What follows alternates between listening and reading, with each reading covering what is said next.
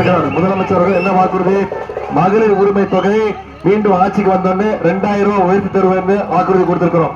முதலமைச்சர் காலை உணவு திட்டம் 8ஆம் வகுப்பு வரைக்கும் விரிவுபடுத்தப்படும் வாக்குறுதி கொடுத்திருக்கிறோம். கல்வி ஊக்கத்தொகை 1500 ரூபாய் கொடுக்கப்படும் வாக்குறுதி கொடுத்திருக்கிறோம்.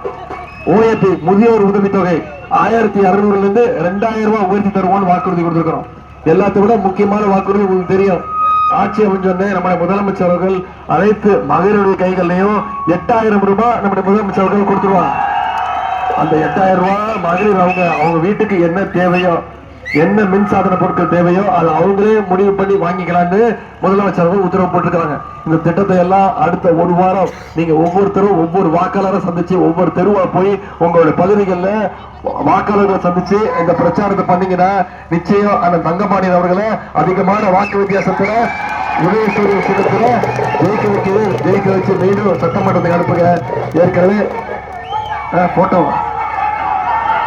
என்ன போட்டோ என்ன போட்டோ போட்டோ எல்லாம் இல்ல, காட்ட மாட்டேன். சரி போட்டோ காட்டுறேன்.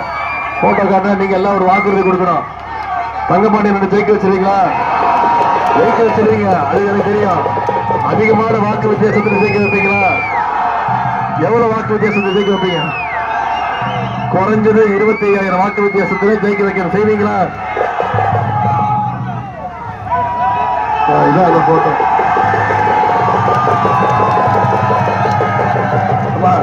கீழே ஒருத்தர் படுத்திருக்காருமா, தெரியுதா யாருன்னு? படுத்திருக்காரு யாருன்னு தெரியுதா?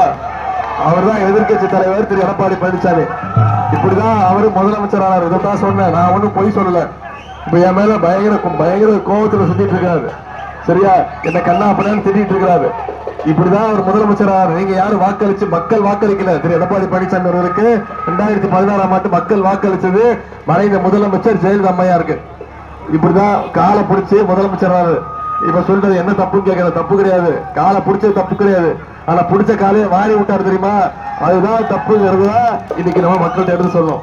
இப்போ ஜெயலலிதா அம்மா இருந்த வரைக்கும் அந்த அம்மா காலு, அதுக்கு பிறகு சசிகலா அம்மையாரோட காலு.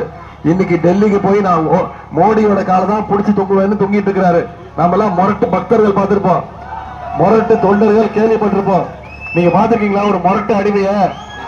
அப்படிப்பட்ட மோடியுடைய நம்பர் 1 முரட்டு அடிமை தான் திரு எடப்பாடி பழனிசாமி அவர்கள்.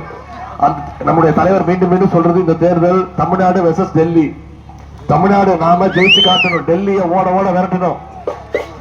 டெல்லியில இருந்து ஒன்றிய பாஜக அரசு தமிழ்நாட்டுக்கு நமக்கு எந்த திட்டமும் கொடுக்க மாட்டேங்கிறாங்க. நமக்கு வர வேண்டிய நிதியும் கொடுக்க மாட்டேங்கிறாங்க.